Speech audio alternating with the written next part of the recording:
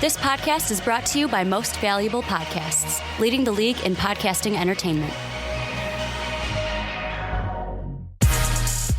Welcome, ladies and gentlemen, boys and girls, children of all ages. This is the Fast Break Podcast. I'm your host, Sean Anderson. Alongside me, as always, is Ricky Widmer. What's up, guys? And Dave Oster. Hey, everybody. Today we'll be talking trade rumors. We got Russell Westbrook trade rumors. We got Piston trade rumors. And we got Laker trade rumors. We'll also be talking about Wet Boys, giving love to people who absolutely went off in the past weeks. We'll give some shout-outs there. Also, if you want to help support the podcast, check out patreon.com/mostofapodcast. If you're wondering why I am wearing a hoodie, it is mainly just because I rolled out of bed. My hair looked like shit, so instead of combing it or putting on a hat, I put up my hoodie. So nice. So shout out to the hoodie.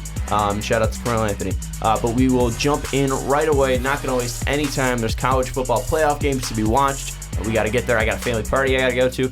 So we'll just get right into it. We'll be talking Russell Westbrook. And here's the thing. I kind of hate this whole December 15, trade, exception. Like the deadline comes up and you have to wait until December 15 because after December 15, the garbage just comes out. We just get the trash. The glorious times of my life are from September to December where I don't have to deal with bullshit trade rumor fucking articles. Because honestly, unless it's reported by Woj, unless it's reported by Shams, I do not believe it. There's one that I do believe. But it's good conversation sometimes. Dwayne Dedman came out and said that he wants a trade. That I believe because it was reported by an actual reporter. He also got Coach DNP'd. Yeah. And that makes it pretty clear that he wants out. And Buddy Hield was talking about how there's massive trust issues or something. I don't want to misquote him. Go to King's Talk. He did apologize. NBC Sports Net or whatever. Yeah. Go check what he actually said. But he said something along that where there's trust issues with the Kings. He did apologize, but still he felt that in the moment. Luke Walton lost the team already. Let's be honest. Absolutely. We talked about this a couple weeks ago. Luke Walton's a shitty coach, and he's done the same thing all over again. And here's the whole Russell Westbrook thing. When I gave out topics, it was are the Kings screwed? Kyle Kuzma, and then Kyrie and the Nets or something. Yeah. And then Ricky's like, "Well, there's trade rumors to talk about." I was like, "Is there?" Because I was looking all over my sources, and I wasn't seeing any trade rumors. And then I was like, "Ricky, where'd you see the Russell Westbrook thing?" And he was like, "Oh, I knew it was on Forbes." So immediately I was discrediting it. I was looking on Google. It was there was an NBC Sports article that I saw yesterday. I got who you're going to say. So then I went to House of Houston, and this isn't anything. Fansided typically, takes stuff and then writes what they think about stuff. Curating. So I mean, no problem. So shout out to House of Houston, the Fansided network for the Houston Rockets. But where they think, the whole thing, this whole article is based off of why the Houston Rockets, the Russell Westbrook trade rumors are preposterous, is because they're not even real. They were started on a fucking podcast. So hey, guess what, guys? LeBron's being traded from the Lakers. Fucking write articles about it. Ryan Russillo of The Ringer, formerly of ESPN, said on his podcast, which bears his namesake, said on his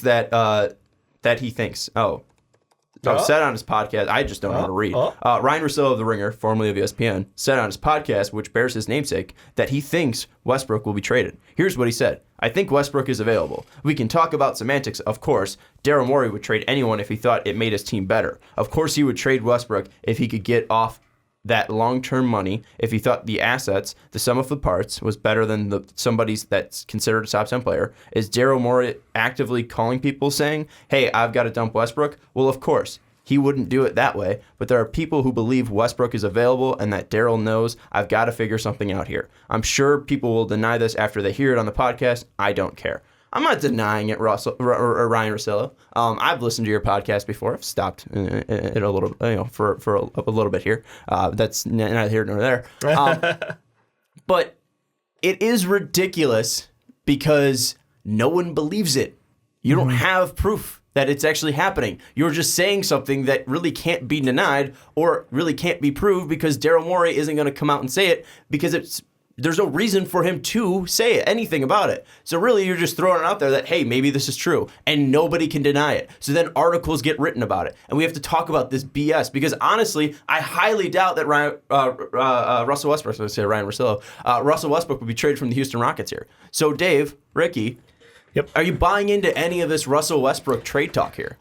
I could see it. I could see it happening. Look, well, here's the thing. This is his last year to make it worse. This is the last year for him to make it work. Like this, it's sort of come out that if the Rockets don't make it shot at the finals this year, Morey could be out. Morey's not a guy who's going to sit on his hands. He's always active, always moving pieces.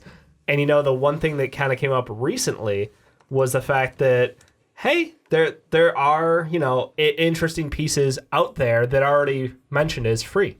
One that I think is a good fit for them would be looking to move Russell Westbrook to the Pelicans, going with Drew Holiday and like JJ Redick back to the Rockets. You get your 2 guard and you get a 3-point, just absolute knockdown 3-point shooter, and Pelicans end up with Russell Westbrook because Lonzo Ball hasn't worked out, and you're not going to do that. Could you imagine Russell Westbrook and then big Russell Westbrook and Zion Williamson when he's healthy? Like, that team's going to throw down dunks like nobody's business.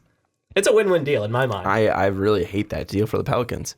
You know me. I think Russell Westbrook's probably the most overrated player in the NBA right now. Right. I don't think he's a top 10 player. Right. So calling him a top 10 player is just a lie. He's not. Yeah. I really do not think he's a top 10 player. And we've seen how this whole Houston Rockets thing has played out. It hasn't worked because Russell Westbrook cannot play in any place that isn't just him grabbing rebounds, pushing up the floor, pushing tempo, and he's not even that efficient. He's great at racking up stats, but still he has not helped his team win.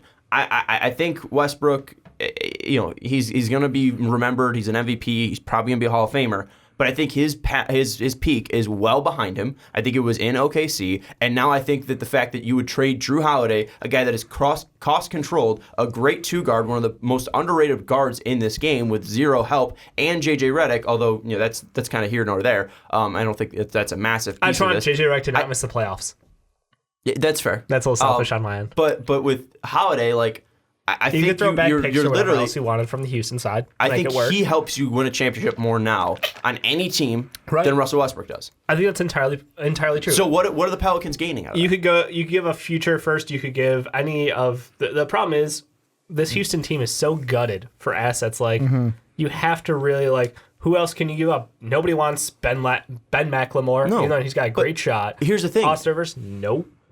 Your best young piece is probably Isaiah Hartenstein. And you can't give him up. Don't bash him. You can't give him up. You don't have big man depth. I love him. You literally can't trade him. Love that guy. Ricky, let me say this, and then I want you to bounce off this. I would have to go futures. Yeah. That would be my answer. And I've got a Pelican deal matched up with what you just Here's said. my thing. Yep. We all thought that they couldn't get rid of Chris Paul, right? I mean, they got rid of him for Russell Westbrook. Yeah. I thought they were done. They couldn't make any more moves, and they were kind of making their bet. This is their last shot at the finals. This is going to happen. If Daryl Morey gets fired of it, it's because of Daryl Morey's mistakes and Daryl Morey's inability to stay still or try to build up any youth or try to, find free agents. He wanted to go big name. He wanted to match Warriors firepower for firepower, and it didn't end up working out. I don't think Daryl Morey is a failure in Houston, but I do think that a lot of it's also going to play into the whole China stuff. I think that it's a disguise of, you haven't gone to the finals. Yeah. But Daryl Morey is still a guy that has done a lot of inventive things, made one of the best trades in NBA history to get James Harden. When you hurt the bottom line of the entire league, you're under a microscope. And also, I think, too, you made this deal, this Westbrook deal, and now you're going to give up on it 2 months into the season. We were kind of predicting ridiculous. this, though. We kind of I want to believe the other way. One of our bold predictions. It was one of you guys said that this was not going to work. I think it was Sean. Because I wanted. I think Sean had a bold prediction. That this was not going to work. I wanted it to work. If you had them top 3, right? Yes, something like that. There's still a chance. But when this deal was even made, not giving him 100%. Brody came to town. My first thought was, this ain't going to work. I just didn't think it was going to work. And the thing that the Pelicans do have that's interesting is the Cleveland pick. Because the trade I have is Drew Holiday and JJ Redick would work money-wise. But they have the Cleveland pick this year, and they have a Laker first-rounder in 2021 that, hey, odds are that one might not be a high pick as well. So it's you know what? We're getting a first-rounder back. We're at least getting some assets back. And that Cleveland pick is interesting to me because right now Cleveland sits 5. It's a top 10 protected pick. And Cleveland sits at the 5th right now. Lottery can change anything, but the most slots they can move down as of right now is 9. Yep.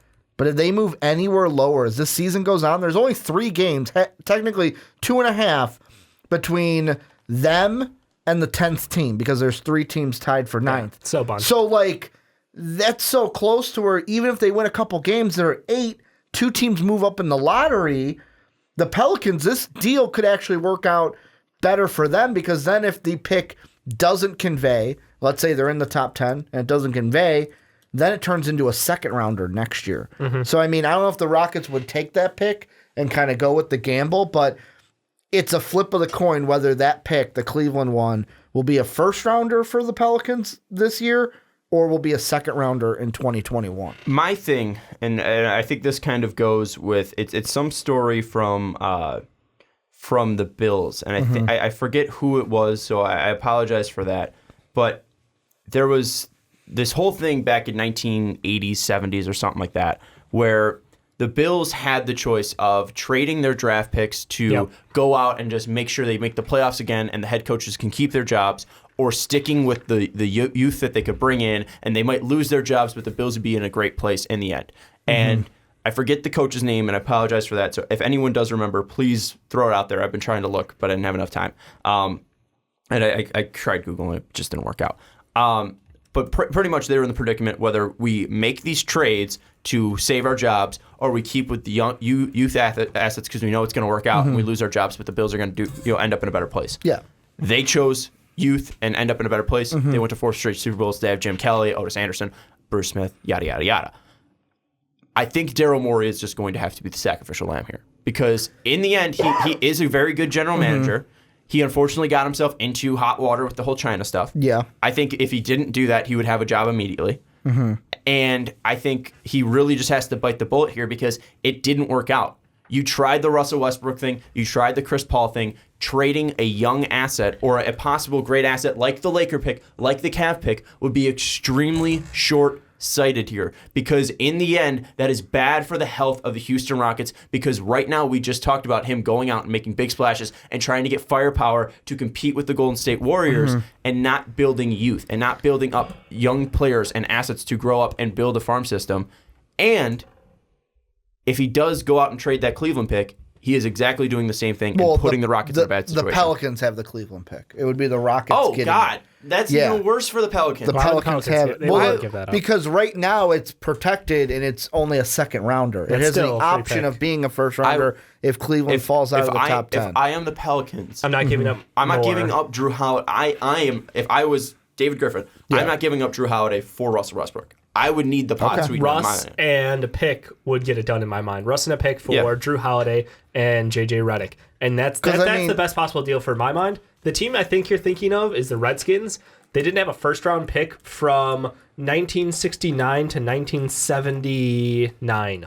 Literally. They traded away young talent, young potential talents, and then just kept grabbing guys who are like 27 to 30 to 35, and they just kept rolling with this older crew and did absolutely fantastic. So maybe that was the team you're thinking of. I'll try to find it. No, it wasn't. I'm 100% sure it was the Bills. The only thing that I think about is, and this is important with the Russ trade value, is how many picks are the Rockets going to want back? Because 0. When the Thunder traded him, they got 2 first-rounders in 24 and 26, and then pick swaps in 21 and 25. So technically, they got 2 extra picks and then chances to swap. Are the Rockets going to just look to, if they do trade Russ, is it just going to be like, let's get him off and let's see what we can get? Is it going to be, let's try to get the best pick value? And to me, there's one team out there that it could be a perfect marriage, perfect trade for both teams. Let's hear it. And that's the New York Knicks. Because the trade I've got would send Marukes Morris. I love it. Bobby Portis and Taj Gibson. So these are guys. Marukes is on a 1-year deal. Right. Can probably help you in the playoffs, but if he doesn't, he's gone. Yeah. Bobby Portis, I think, could be a guy when Clint Capella, because one of the big reasons in the playoffs is Clint Capella gets run off the floor. Yeah. Bobby, put him in there. It's small ball 5, but you can put him in there. Bobby ain't getting run off the floor. Taj Gibson can be a veteran presence in that playoffs, can give you quality playoff minutes in my mind. I don't know if Taj's defense is good enough at this point in his career. He's good, but the Rockets sketch. The Rockets would have to give up just Russ And then Tyson Chandler and Thabo. And the only reason I'm including them is 3 for 3. Yep. And both Tyson and Cephalosha have 1-year deals. So they're off.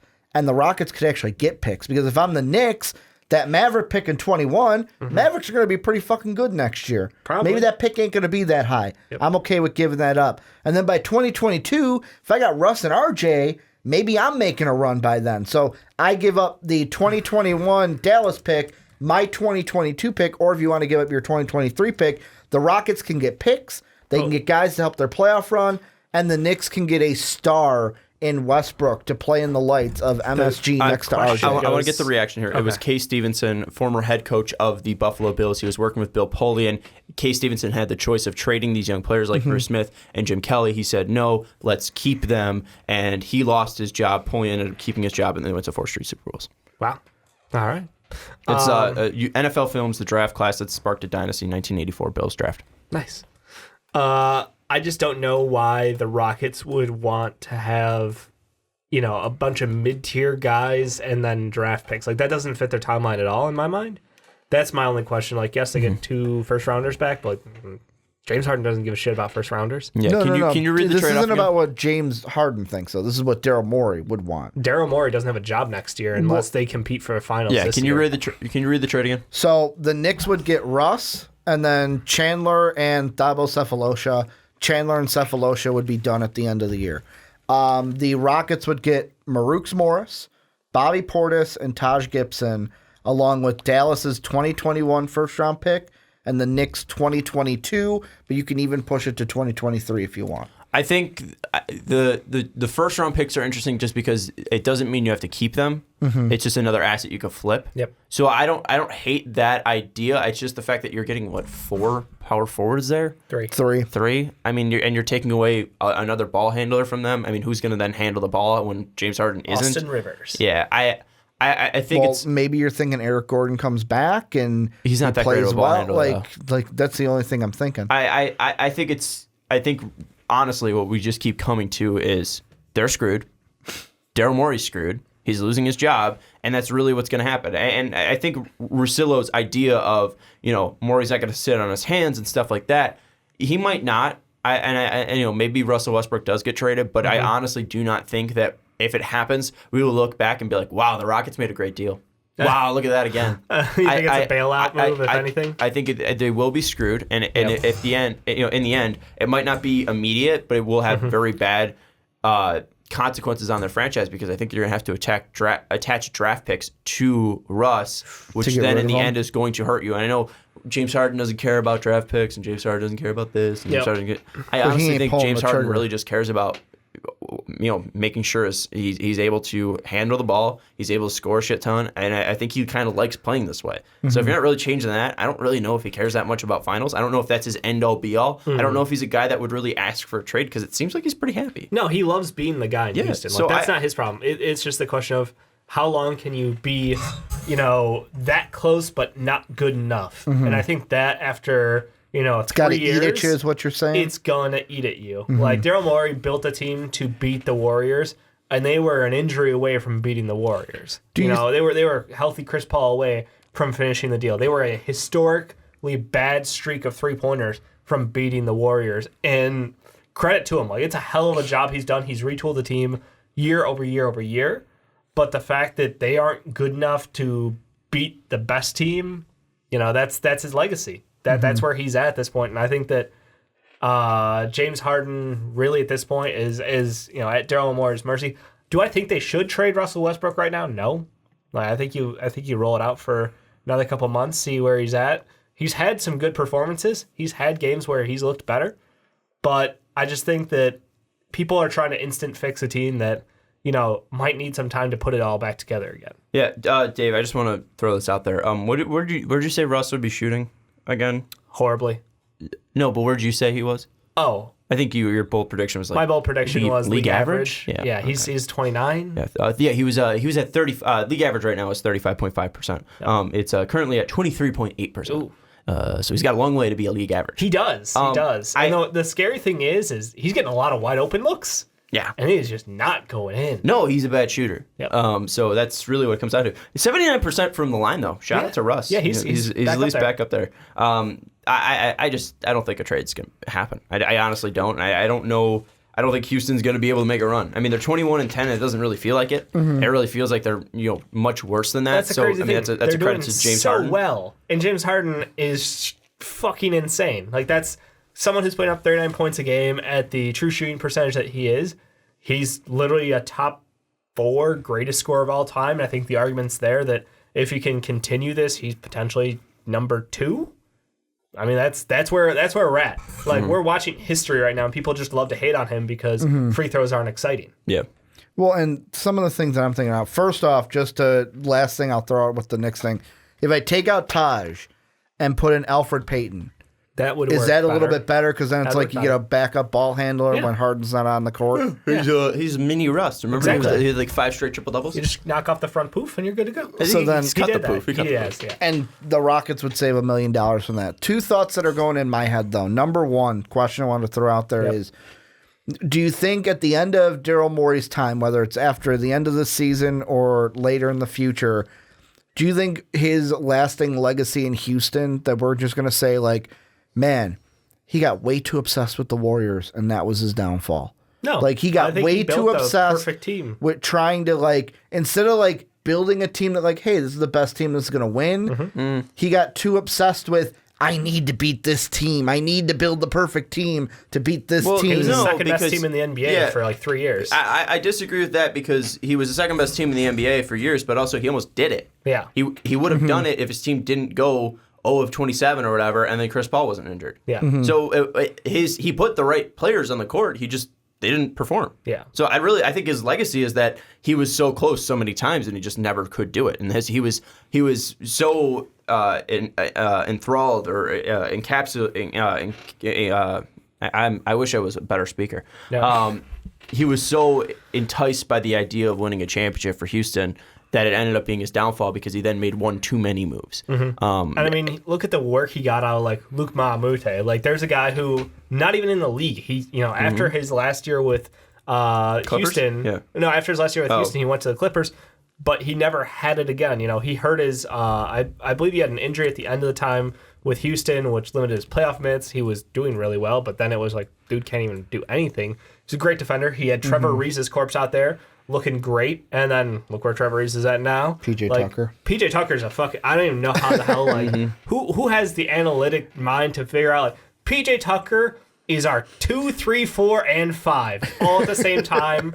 Doesn't matter. This 6'5", 6'6" guy who is just a brick shit house out there can guard anybody. Like, where do you was get playing this in from? Israel, Ukraine, Greece, Germany, Italy, then came back to Phoenix, and then went back to Houston. Yeah, the Pat Bev deal. Like, they went through so many interesting iterations of teams that it's impressive. Rhino too.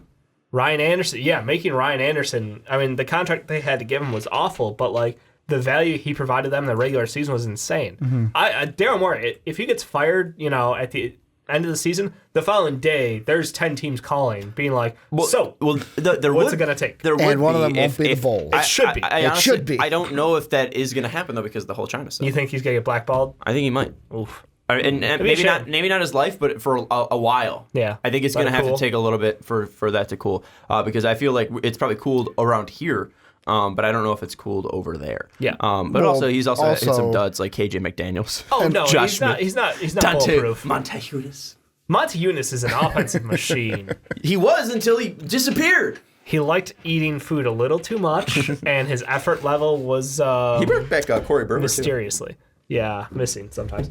But no, like he's been able to get a lot out of, he finds the guys who fit the system. And I think that's the thing. Like, he and Dan Antoni are an amazing pair because Dan Antoni's the point guard whisperer, and he just keeps finding, like, here's this weird guy, plug and play, see what happens. And it just works sometimes. If you had to figure Ben it out. McLemore's a fucking reclamation project who nobody thought could play anymore. And he's out there having 10 made 3 performances. Yeah. Like, if you could Gerald Green off the fucking couch. Yep. Corey Brewer at one point too. Yeah.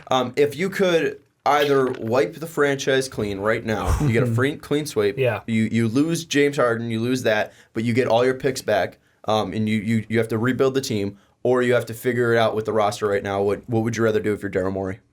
That's tough. I mean, I'd try to keep James Harden. You would try to make it work with Harden? I got to spot rack this team. Harden is 30 years old.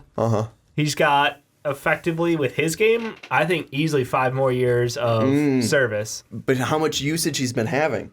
But that's the thing. It could He's not bodying guys down low. He's taking outside shots and flopping. True, but at some point, look at what he's doing just night in, night out. He's played the most minutes twice already in his career. Yeah. At some point, there's going to be a breaking point. You can't play 2,500 minutes, for what, fucking, 10 straight years. Your body's going to break down at some point. I get you. But, like, his game's so crafty, and it's not predicated on his athleticism.